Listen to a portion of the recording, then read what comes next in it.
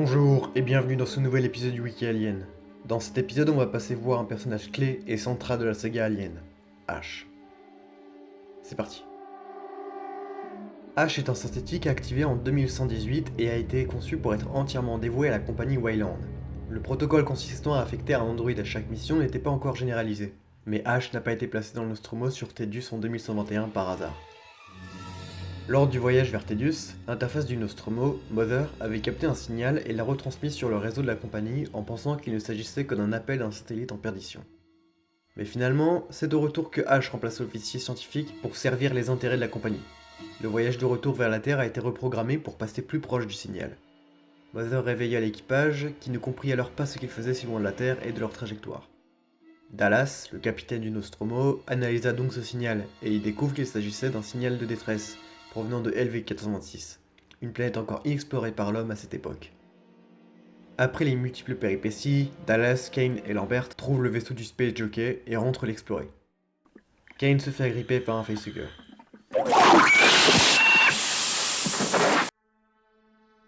En retournant au Nostromo, Ash brise volontairement la quarantaine. L'ordre 937 implanté par la Weyland commença. Avec la face du facehugger, il est normal de ne pas intervenir et de l'arracher du visage de Kane. Il se pose les bonnes questions avant de décider du sort de la créature qu'ils ne connaissent pas, ce qui arrange le synthétique. Mais Ash voit très bien que le facehugger n'est que la première phase de la créature. Quand il découvre un début d'embryon par le scan, il va le cacher à l'équipage. Même lors du repas, quand le Chestbuster jaillit de la poitrine de Kane, il conjure Parker de ne pas l'attaquer.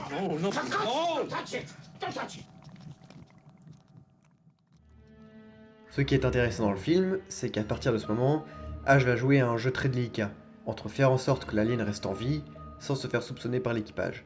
Il va alors leur apporter quelques aides, comme leur donner un détecteur de mouvement. Mais tout ça lui permet aussi d'analyser le comportement du xénomorphe, pour voir comment il se débrouille, seul, face à un groupe d'individus équipés et coordonnés. Il hiérarchise les êtres selon leur capacité à survivre. Personne ne suspecte Ash d'être un androïde qui utilise le vaisseau tout entier comme d'un laboratoire pour observer la créature et les survivants. Alors qu'il s'apprête à tuer Ripley, qui pourrait menacer la survie du xénomorphe et l'échec de sa mission, il traîne Ripley dans un coin et essaie de l'étouffer avec un journal. Sur le mur, on y voit des photos pornographiques, et le journal qui tient est aussi une revue pornographique. Cette scène représente un viol, il veut que la créature se reproduise, et c'est ça aussi un des thèmes principaux du film qui définit le but de l'alien. Comment va-t-il se reproduire ? Juste avant de se faire démasquer par Parker et Lambert qui viennent à son aide. You still don't understand what you're dealing with, do you? Perfect organism.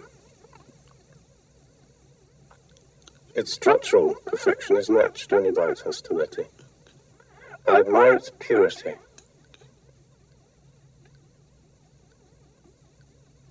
A survivor.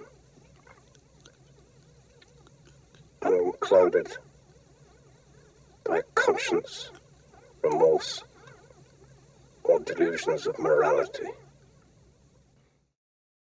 Ash est le véritable méchant et est le centre de tout le premier film. Même dans Prometheus et Alien Covenant, c'est un robot qui est le méchant. Et c'est là où je reproche ça par rapport à Alien 2, c'est qu'il oublie pratiquement tous les thèmes abordés dans le premier film, et il détruit la continuité et même le but du premier film. Il aborde d'autres sujets intéressants, mais complètement hors sujet. Il ne fait que banaliser l'alien en y mettant que des centaines de créatures qui se font tuer comme ça un par un à coup de flingue, en oubliant leur aspect de survie primaire qui était abordé dans le premier film. Même si j'adore la reine alien, c'est à cause d'Alien 2 que les gens aujourd'hui n'aiment pas les préquels, parce qu'ils ne veulent pas réfléchir et ne veulent que voir des aliens à l'écran tuer tout le monde. Et ce n'est pas censé être ça, Alien. Beaucoup de gens aussi se plaignent des incohérences des préquels, et pourtant il n'y en a pas. C'est à cause de Alien 2, 3 et 4. Même si le 4 est mon préféré, ils sont tout de même hors sujet et tous incohérents au premier. Quand je dis que les préquels sont bien plus proches du premier film que les autres, c'est une réalité. David est le centre des films, comme Ash, il observe et étudie les comportements de tout le monde. Son environnement est un laboratoire, et encore une fois, il n'y aurait jamais dû y avoir de xénomorphes dans Alien Covenant. Ce ne sont que des caprices des gens qui n'ont rien compris à la saga. Et Ridley Scott a très clairement dit qu'avoir mis un xénomorphe dans le film a créé un problème pour la suite.